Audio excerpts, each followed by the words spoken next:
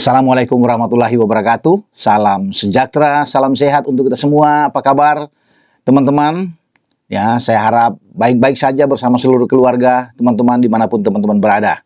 Tetap semangat. Dengan saya Bung Ropan, dan kali ini saya akan berbicara soal Jai Isyas. Bang Jai ini kita tahu bersama sedang bersemangat. Ya, walaupun kemarin memang timnya Venezia kalah di Serie A lawan Inter Milan, tapi kalahnya tipis 1-0 dan Jai tampil impresif. Bahkan dia mendapatkan angka tertinggi dalam timnya, urutan kedua ya, 7,0 ya yang diberikan untuk rating dia saat bertanding melawan Inter Milan. Nah, dia juga sedang bersiap sekarang untuk OTW menuju Indonesia pasca atau selesai pertandingan melawan Parma. Itu pertandingan tanggal 9 kalau nggak salah. Ya, dia akan selesai, tanggal 10 dia akan langsung berangkat ke Indonesia. Jadi perkirakan mungkin tanggal 11 baru dia akan bergabung. Tapi kalau Jai cepat tentunya untuk bergerak dari tanggal 9 malam, dia bisa tanggal 10 malam dia akan tiba. Tapi sepertinya tanggal 11 ya dia akan mendarat. Tim nasional akan kumpul pada tanggal 10. Itu sesuai dengan apa yang dikatakan oleh manajer tim. Ya, Pak Sumarji sudah mengatakan untuk yang bermain di Liga 1 ya itu tanggal 10 sudah harus berkumpul sambil menunggu pemain-pemain abroad yang bermain di Eropa atau di luar Indonesia untuk langsung bergabung. Makanya rata-rata yang akan datang itu pada tanggal 11. Ya, kecuali yang sudah selesai lebih dulu yang bermain di luar negeri, itu akan langsung bergabung. Bahkan Martin Paes itu sudah lebih dulu untuk bergabung dengan timnas ya untuk mempersiapkan diri menghadapi Jepang tanggal 15 November dan setelah itu menghadapi Arab Saudi pada tanggal 19 November. Nah, Jai Isyas kita kembali. Itu sekarang gembira karena ban kapten kembali ke dia. Ya, karena kita tahu bersama ketika lawan Cina ada pertukaran ya ketika Asnawi masuk dipakai oleh STY dan ban kapten dicopot yang sudah dipakai biasanya oleh Jai Isyas karena Asnawi cadangan terus, dan ketika Asnawi masuk di starting 11 Asnawi lah yang pakai, tapi Asnawi tampil kurang impresif ketika itu ya, dan STY sudah melihat bahwa untuk menjadi kapten itu harus orang yang punya visi bermain bola, reading di game bagus. Itu tidak ada di Asnawi, yang ada di Jai Isyas. Dia sebagai leader bagus sekali ya, ketenangan dia, kontrol bola yang sangat bagus, passing dari Jai Isyas itu memang berkelas sekali. Kita bisa lihat bola-bola udara juga dia unggul, intercept dia sangat baik, tackling dia itu bersih. Jadi ini memang wajar kalau dia menjadi kapten kesebelasan, dan STY sebenarnya sudah oke memberikan kesempatan, tapi ketika Asnawi masuk ke Asnawi lagi ya, saya pikir sudah waktunya ya bahwa kapten itu tidak boleh berubah-ubah. Ya kalau sudah ke Jai, dan dia paling cocok di antara semua. Dengan mungkin cadangannya kan kita tahu bersama selama ini kan ada Jordi juga yang bisa dipakai kapten. Tapi oke lah, sekarang sudah harus punya ketetapan bagi STY bahwa kapten itu Jai Isyas. Ya, harus ada perubahan, harus berani bagi STY ya. Dengan kemungkinan lain adalah Tom Hae yang bisa menjadi kapten ya, dan kedua. Tapi orang pertama harus Bang Jai. Ini yang saya pikir sangat tepat ya. Selalu dia akan tersedia. Dia akan dipakai dengan kondisi apapun ketika dia bugar, dia fit ya.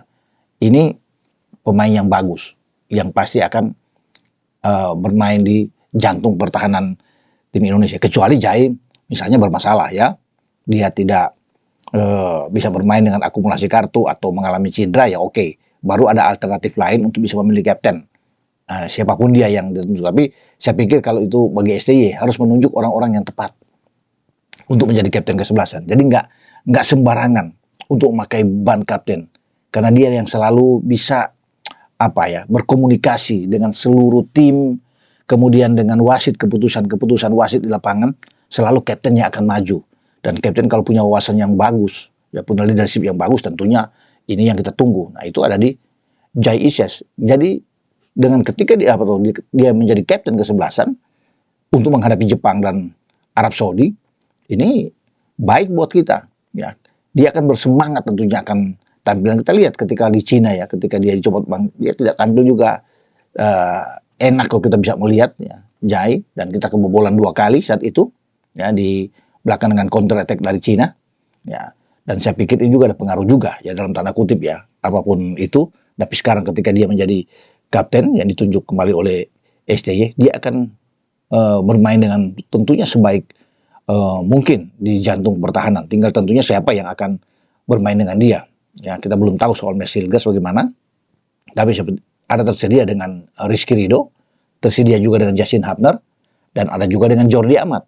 Karena Jordi sudah masuk dalam tim setelah sembuh ya dari cedera yang dia alami melawan Bahrain, dan ketika di Cina dia harus kembali, tapi sekarang sudah siap dan STY masuk di dalam tim. Jadi saya pikir Jai tinggal melihat kondisi terakhir siapa yang akan menjadi pasangan dia ketika STY itu coba bermain dengan ya tetap dengan kondisi 3-4-3 lah. Kecuali ada perubahan misalnya dengan langsung 5 back, 5-4-1 menghadapi Jepang, ya kita lebih counter attack melawan mereka tentunya. Ya semua akan ada di benak STY, tapi tidak boleh main-main lagi sekarang, tidak boleh bereksperimen lagi. STY harus bisa menurunkan pemain terbaik tentunya, starting 11 terbaik, sehingga kita bisa bertanding dengan baik, bisa memberikan perlawanan terhadap Jepang dalam duel. Karena ini penentuan. Di bulan November ini 2 laga itu tidak main-main. Kalau kita hilang dua-duanya, katakan kalah bahaya. Kita tidak akan mungkin untuk bisa lolos ke fase selanjutnya. Karena yang kita tentukan sini adalah paling tidak kita draw dengan Jepang. Itu sudah luar biasa, dan mencari kemenangan melawan Arab. Dengan 4 poin tambahan sekarang ada 3 ya, kita oke lah. Kita bisa tunjuk, kita berharap dengan 2 pertandingan nanti ke depan melawan Bahrain dan menghadapi Cina ketika kita menjadi tuan rumah di Maret dan Juni 2025. Itu yang menjadi harapan. Jadi hitung-hitungan ada di situ. Jadi kita tidak boleh sama sekali memang hilang dengan 2 kekalahan nantinya menghadapi Jepang dan Arab Saudi, sudah akan menutup peluang kita untuk bisa lolos. Makanya ini pertaruhan bagi seorang STY. Dan saya kira Jai tahu untuk bertanggung jawab ketika dia menjadi kapten di jantung pertahanan. Dia ingin untuk membawa tim Indonesia itu memenangkan pertandingan, baik melawan Jepang maupun melawan Arab Saudi. Tidak mudah memang, tidak gampang. Ini pertandingan yang sulit. Jepang tim yang kuat, 16 besar peringkat dunia, tidak main-main ya bagi Jepang. 19 pemain yang bermain di daratan Eropa, tentunya mereka sangat kuat. Tapi dalam sepak bola tidak ada yang tidak mungkin ya.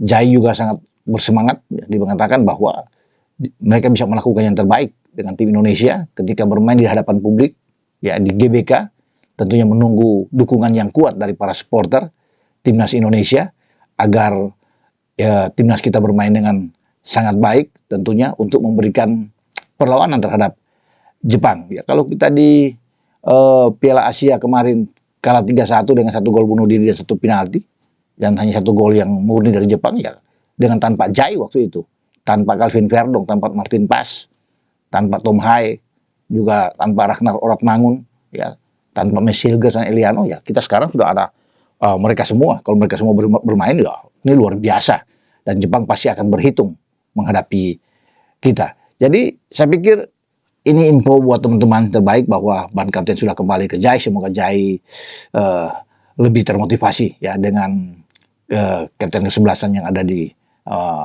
tangannya untuk diikat di sini. Jadi luar biasa buat kita, dan doa dari masyarakat Indonesia menyertai perjuangan tim Indonesia untuk menghadapi 2 pertandingan krusial Jepang dan Arab Saudi pada November ini. Dengan saya Bung Ropan berbicara, ciao.